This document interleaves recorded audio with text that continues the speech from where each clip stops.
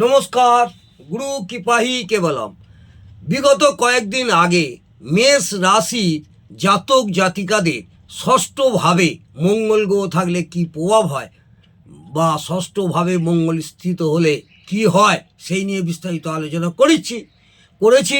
আজ আমি আপনাদের মেষ রাশি বা লগ্নের জাতক জাতিকাদের সপ্তমভাবে মঙ্গল গ্রহ স্থিত হলে কি প্রভাব হয় বা কি ঘটে সেই নিয়ে ছোটোখাটো একটু আলোচনা করছি। যদি আপনাদের ভালো লাগে অবশ্যই কমেন্টে জানাবেন এবং একটি লাইক করে উৎসাহিত করবেন। আমি 8-9 দিন আপনাদের কোনো রকম লাইভ করতে পারিনি। আমি একটু পুরী জগন্নাথ দেবের মন্দিরে গিয়েছিলাম, আবার ফিরে এসেছি।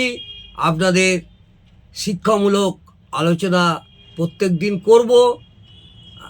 আজ আমি শুরু করতে চলেছি সপ্তম ভাব অর্থাৎ স্ত্রী এবং বর্ষভাবে মঙ্গল স্থিত হওয়ার জন্যে তার প্রভাব থেকে জাতককে স্ত্রীর পক্ষ থেকে কষ্ট পেতে হয় বা কষ্ট পায়, এটা মাথায় রাখবেন।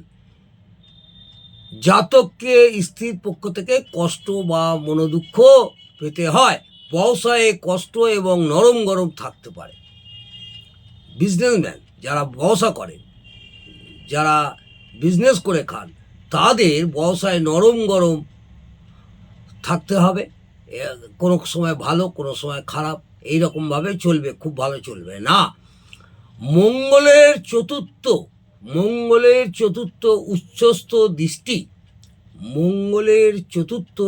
উচ্চস্থ দৃষ্টি দশমভাবে হওয়ার জন্যে বাবা এবং রাজ্য সরকার দ্বারা উচ্চতর স্তোত্র এবং যশের প্রাপ্তি হবে, একটা প্লাস পয়েন্ট। সপ্তম পূর্ণ দৃষ্টি শরীরভাবে হওয়ার জন্যে, সপ্তম ভাব থেকে বা সপ্তম থেকে পূর্ণ দৃষ্টি শরীরভাবে হওয়ার জন্যে জাতকের শরীর ভালো হৃষ্টপুষ্ট হয়ে থাকে এবং শরীর খুব গঠনমূলক, হৃষ্টপুষ্ট এবং শরীর হয়। অষ্টম দৃষ্টি ধন কুটুম্বের দ্বিতীয়ভাবে হওয়ার জন্য ধন এবং কুটুম্বের বৃদ্ধিতে সামান্য সাফল্য পাবে। জাতক অবশ্যই মাঙ্গলিক হবে। সপ্তমভাবে বা লগ্নের সপ্তমে বা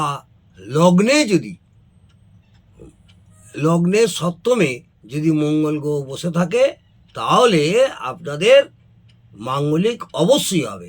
আমি উদাহরণস্বরূপ বলছি, মেষ রাশির লগ্নে তার সপ্তম কোথায় হবে? তুলা রাশির ঘরে, অর্থাৎ লগ্ন সাপেক্ষে সপ্তম ঘর হচ্ছে তুলা রাশির ঘর।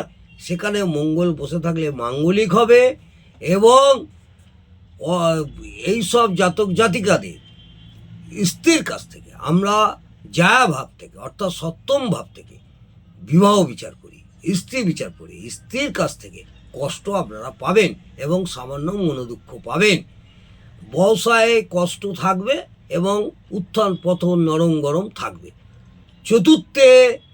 মঙ্গলের চতুর্থ উচ্চস্থ দৃষ্টি দশমভাবে হওয়ার জন্যে, আর একবার রিপিট করছি, দশমভাবে হওয়ার জন্যে বাবা এবং রাজ্য সরকার দ্বারা উচ্চতিত স্তোত্র এবং যশের প্রাপ্তি হবে। যেভাবেই হোক যশের প্রাপ্তি হবে। সপ্তম পূর্ণ দৃষ্টি শরীরভাবে হওয়ার জন্য শরীর স্বাস্থ্য খুব হৃষ্টপুষ্ট হবে।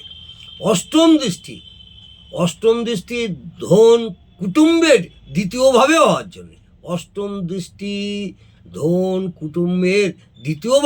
জন্য, ধন এবং কুটুম্বদের সঙ্গে আত্মীয় বৃদ্ধিতে সাফল্য লাভ করবেন এবং জাতক মাঙ্গলিক হবে, এটা মাথায় রাখবেন। আজকে এই পর্যন্ত। যদি ভালো লাগে অবশ্যই কমেন্টে জানাবেন। নমস্কার, জয় মা তারা।